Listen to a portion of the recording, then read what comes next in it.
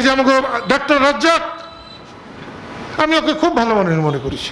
মন্ত্রী হইয়া ওর অফিসে শত মানুষের সামনে পায়ে হাত দিয়ে আমার সালাম করছে, আমি মনে করছি ভালোই আছে। ও বাবা, 1-2বার মন্ত্রী হওয়ার পরে যে লতিফ ভাই ওরে পালছে, 15 বছর অন্তত ওকে পড়াইছে, ওর বাপ দাদাকে কিন্তু কোনো ঠিকানা ছিল না। বাপটা মরে যাওয়ার পরে ওর মা ওকে নিয়ে গেছিল আরেকখানে বিয়ে হয়ে সুখে সংসার করেছে। ওদের যে ছোট বোনেরা আছে অত্যন্ত ভালো মানুষ।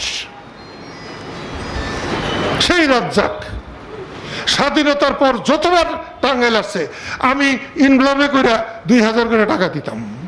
তখন 2000 টাকায় 2 ডেসিবেল জায়গা কিনান যেত টাঙ্গাইল শহরে।